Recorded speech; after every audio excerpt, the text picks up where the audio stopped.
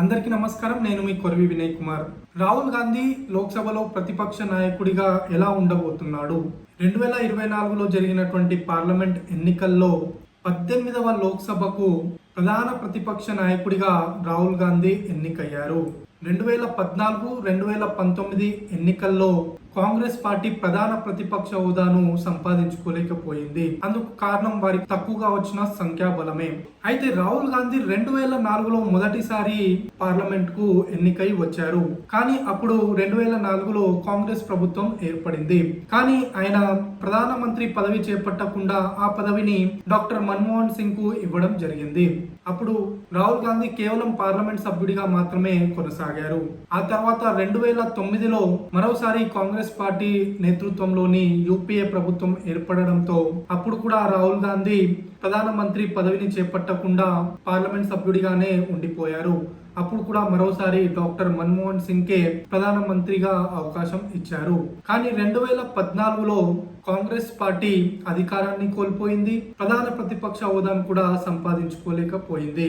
అప్పుడు ప్రధాన ప్రతిపక్ష నాయకుడిగా వ్యవహరించాల్సిన రాహుల్ గాంధీ ఆ పదవిని చేపట్టకుండా మరో సీనియర్ నాయకుడైనటువంటి మల్లికార్జున ఖర్గేకు ఆ అవకాశాన్ని ఇచ్చారు. 2019 వరకు కూడా మల్లికార్జున ఖర్గేనే లోక్సభలో కాంగ్రెస్ పార్టీ పక్ష నాయకుడిగా వ్యవహరించారు. ఆ తర్వాత 2019లో మరోసారి కాంగ్రెస్ పార్టీ ప్రధాన ప్రతిపక్ష హోదాను సంపాదించుకోలేకపోయింది. కేవలం 52 మంది పార్లమెంట్ సభ్యులే గెలవడంతో ప్రధాన ప్రతిపక్ష హోదాను దక్కించుకోలేకపోయింది. అప్పుడు కూడా రాహుల్ గాంధీ ప్రధాన ప్రతిపక్ష నాయకుడిగా వ్యవహరించలేదు. మరో సీనియర్ నాయకుడిగా ఉన్నటువంటి అధీర్ రంజన్ చౌదరికి ఆ అవకాశాన్ని ఇచ్చారు. 2024లో కాంగ్రెస్ పార్టీ 10 సంవత్సరాల తర్వాత ప్రధాన ప్రతిపక్ష హోదాను సంపాదించింది. 99 సీట్లు సాధించి. దీంతో రాహుల్ గాంధీ ప్రధాన ప్రతిపక్ష నాయకుడిగా ఎన్నికయ్యారు. అయితే 2004 నుంచి 2024 వరకు కూడా రాహుల్ గాంధీ ఎలాంటి పదవి చేపట్టకుండా కేవలం పార్లమెంట్ సభ్యుడిగా మాత్రమే కొనసాగారు. ఈ 20 ఏళ్లలో రాహుల్ గాంధీ పార్లమెంట్ సభ్యుడిగా పార్లమెంట్ లో చేసింది ఏంటయ్యా అంటే కన్ను కొట్టడాలు, ప్రధానమంత్రి నరేంద్ర మోదీని హక్ చేసుకోవడం, తమ పార్లమెంట్ సభ్యులను రెచ్చగొట్టి వెల్లోకి పంపించడం, వాళ్ళతో ఈలలు వేయడం ఆయన చేశారు.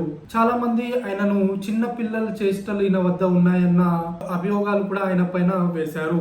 అయితే ఆయన ఇలాంటి చిలిపి వేషాలు చేయకుండా తమ పార్టీ నుంచి ఎన్నికైనటువంటి కొత్త సభ్యులకు అవకాశం కల్పించి పార్లమెంట్ సమావేశాల్లో జరుగుతున్న చర్చల్లో వాళ్ళు యాక్టివ్ గా పాల్గొనేలా చూసి ఉంటే బాగుండేది.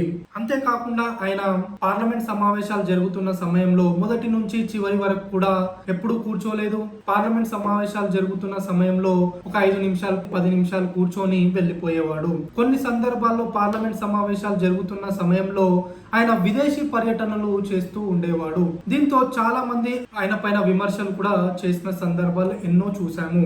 అయినప్పటికీ కూడా నెహ్రూ గాంధీ కుటుంబంపై ఉన్నటువంటి విధేయతతో కాంగ్రెస్ పార్టీ పార్లమెంట్ సభ్యులు రాహుల్ గాంధీని తమ నాయకుడిగా చూసుకున్నారు.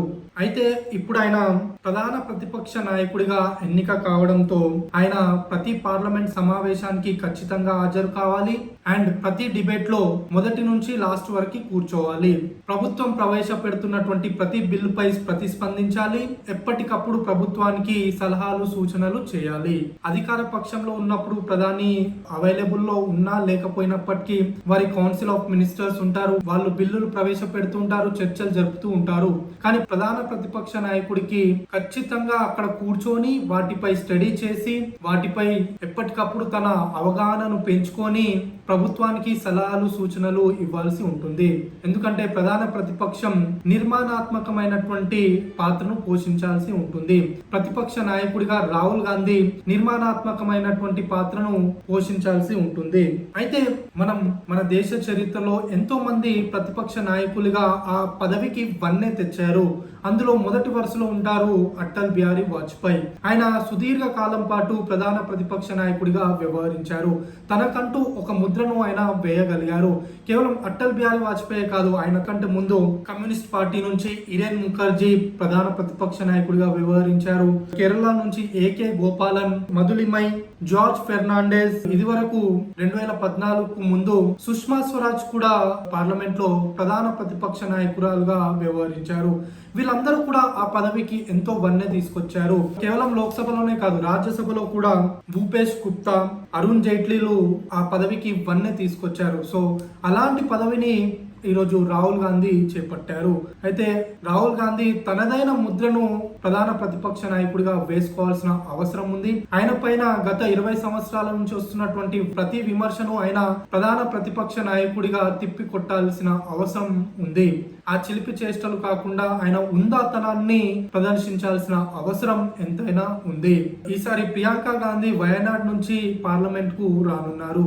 అయితే ఒకవేళ రాహుల్ గాంధీ గనక ప్రధాన ప్రతిపక్ష నాయకుడిగా వ్యవహరించకపోతే ఆ పదవిని ప్రియాంక గాంధీ చేపట్టే అవకాశాలు ఉన్నాయని, అందుకే భయంతోనే ఆయన ఈసారి ప్రధాన ప్రతిపక్ష నాయకుడిగా ఉండేందుకు ఒప్పుకున్నాడన్న వాదనలు కూడా వినిపిస్తున్నాయి. అయితే ఇందులో ఎంత నిజం ఉంది, ఎంత అబద్ధం ఉంది అనేది పక్కన పెడితే ఆయన మాత్రం ఎట్టకేలకు ప్రధాన ప్రతిపక్ష నాయకుడిగా వ్యవహరించేందుకు ఒప్పుకున్నారు. అయితే రాబోయే రోజుల్లో ఆయన చాలా ఉందాగా వ్యవహరించాల్సి ఉంది. ప్రతిపక్ష నాయకుడిగా తనకంటూ ఒక ముద్ర వేసుకోవాల్సి ఉంది. లేని పక్షంలో ప్రియాంక గాంధీ నుంచి ఆయనకు గట్టి పోటీ ఎదురయ్యే అవకాశాలు కూడా లేకపోలేదు. ఆయన ప్రధాన ప్రతిపక్ష నాయకుడిగా ఎన్నికైన సందర్భంగా ఆయనకు అభినందనలు తెలియజేద్దాం. ప్రధాన ప్రతిపక్ష నాయకుడిగా 5 సంవత్సరాల పాటు ఆయన కీలక భూమిక పోషించాల్సి ఉంది. 2029లో కాంగ్రెస్ పార్టీ అధికారంలోకి వచ్చేందుకు ఆయన నిర్వహించేటువంటి పాత్ర చాలా కీలకంగా మారనుంది. ధన్యవాదాలు.